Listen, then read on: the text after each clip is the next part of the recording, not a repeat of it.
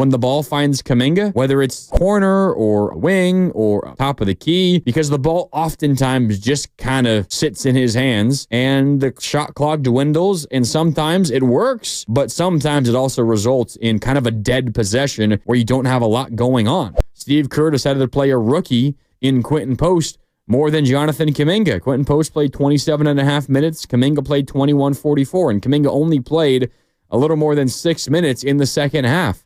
I think it's a positional thing, and I think it's a defensive thing. Again, not that Quentin Post was great defensively either, because of the two areas on the floor, the two sides of the floor, defense is definitely Quentin Post's weak point. But the Warriors don't have a ton of other options, although I will point out Steve Kerr did go to Trace Jackson-Davis for a stint in the second half, so he was trying to find something to work.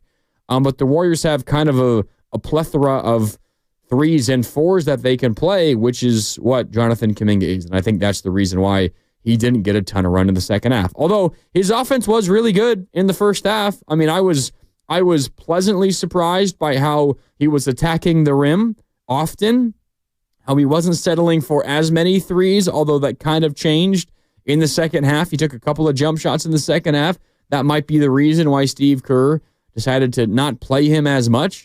But the first half, I mean, he was the reason this wasn't like a 20-point game at half. His scoring in the second quarter specifically, Kuminga had 16 points at halftime. 12 of them on 4 of 6 shooting came in the second quarter. I mean, he was the reason it was not a 20-point game, but instead a 12-point game at the half. We're going to go to the phone lines here in just a second, 888-957-9570. But first, I want to let you know that you're listening to 95.7 The Game, KGMZ FM and HD1 San Francisco, an Odyssey sports station, always live on the free Odyssey app, and now coming to you live from the Laughing Monk Studios. Okay, back out to the phones we go. Manny is standing by in Houston. Manny, what's up? You're on Warriors Wrap-Up with Mark Grandy. How you doing, Manny? I'm good. How are you doing, Grandy? I'm doing all right. I mean, kind of a disheartening effort from the Warriors. What do you think, Manny? You know, it was a tough one to swallow tonight, especially because, you know, like you said, there wasn't great defense tonight from the team. And I think a problem, even since Jimmy has arrived, is that someone's always going off for 35 plus, or like tonight, you've had multiple double-digit scores. I think a big problem in that scheme, and correct me if I'm wrong, but there was a lot of almost like elevator screens that they were doing at the elbow that somebody would slip off, get into the middle. No one was talking on defense, whether it was like Kuminga, Gee, Draymond, which allowed an easy pass, a late closeout, and an easy three. So there was no fast break offense for us, which I think hindered our half court, but there's no decisive movement. I don't know how you expect to break down a defense if no one is diving to the basket and someone's overhelping, getting you that open three. So I think everybody's just kind of standing in their position, and they need to be less of a corner man. And my last point, Kuminga, I think his problem, he's just settling when I need to see him use his speed, his size, get to the bucket, and elevate over everyone.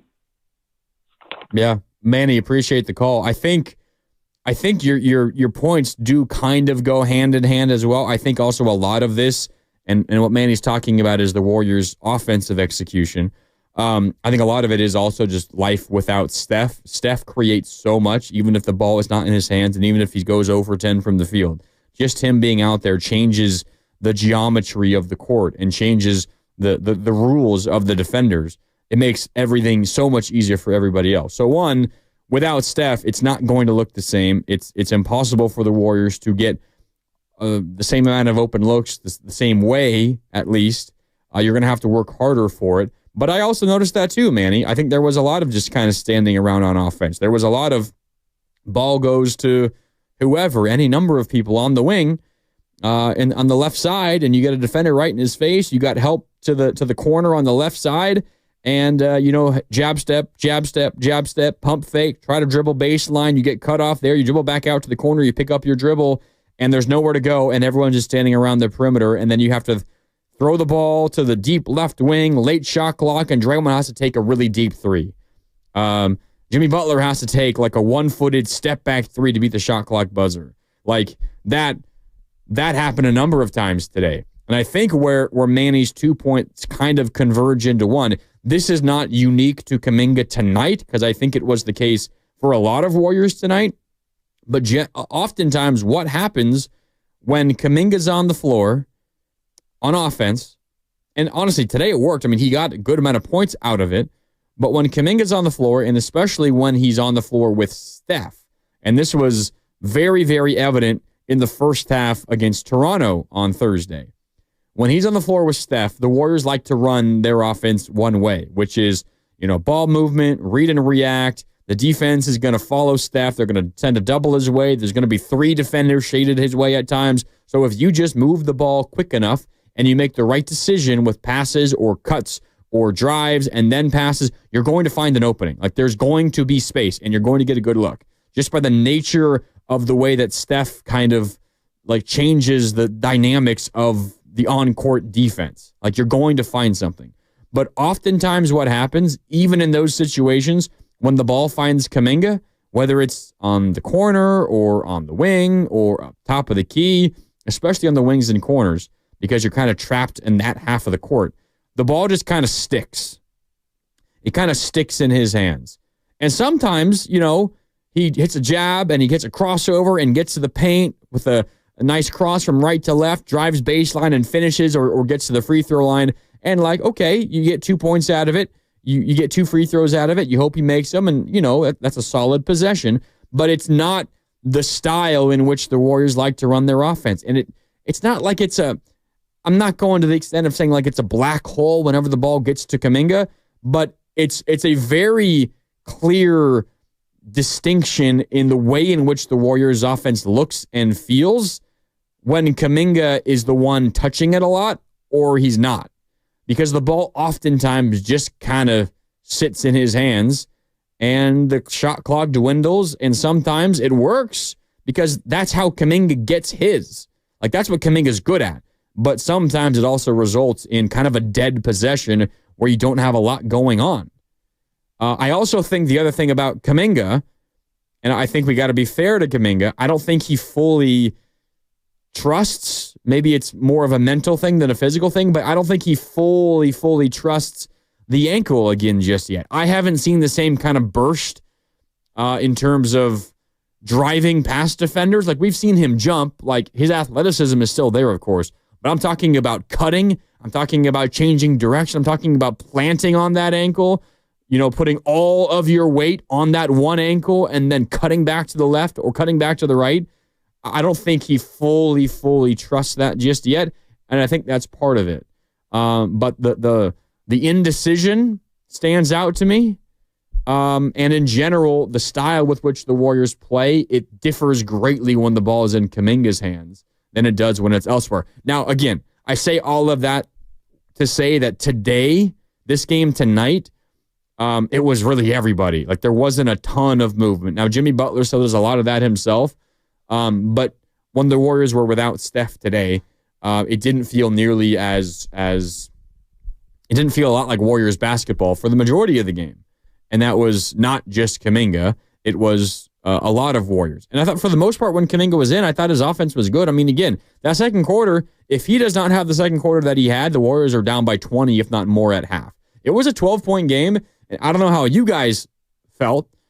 You can let me know, 888-957-9570. I felt like the Warriors were lucky they were not down by 20 at halftime. Being down 12 felt like a blessing for the Warriors. They were down 69-57 when the Hawks had shot 60% from the field in the first half. 60% from the field in the first half. And this was an offense for the Warriors, as we're just talking about, that didn't feel like they were ever really in any kind of crazy rhythm or that they were executing great. And you had given up 60% shooting on the other side, and you were only down 12. I mean, that's nearly a miracle. And they got within 6 in the first minute of the third quarter. Post hit a 3. Podziemski hit a 3. It's a 6-point game, and you're thinking, all right, here we go. Get back in this thing, and you might be able to sneak out of there with a win.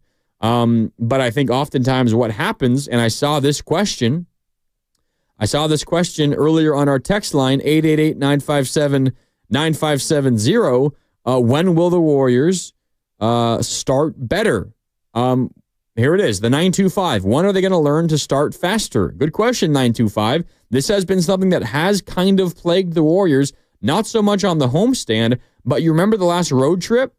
They got down huge against Orlando, and it took Steph 56-point performance to win that game. When Jimmy missed the Philadelphia game, they got down in that one. They got down by 22 in the first quarter in Brooklyn on that road trip. On the road, they're getting in a habit of falling behind big early. And sometimes you're going to just be good enough, or Steph is going to be good enough to will you back and win those games, or the opponent is just going to frankly not be good enough to not be able to hold that. But you get down big, like the Warriors did, down 20 in the first quarter against not a great basketball team, but a quality basketball team. The Hawks are going to be a play-in team, like no doubt. They're locked into a play-in spot, not officially, not mathematically, but they're going to be a play-in team, probably a 7 or 8 in the play-in in the East. That's a quality team. You get behind that much on the road, you're maybe a little bit tired yourself.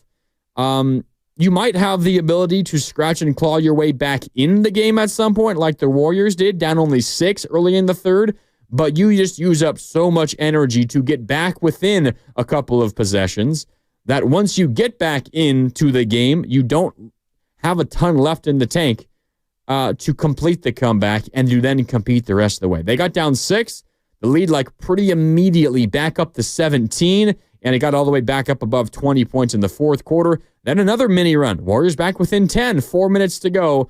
But then again, kind of the story of the game, once the Warriors make a run, then the Hawks are winning every hustle play. They're getting every loose ball. They're on the offensive glass. They're deflecting Warriors passes. They're getting out in transition and they're running. And then suddenly the lead back up and the game's over at that point. That was kind of the story of this Warriors game. You get down big and you're not going to have enough in the tank, especially a veteran team who just traveled cross country yesterday. You're not going to have enough left in the tank to turn around and come all the way back. So that was the story of this one. The Warriors just another slow start.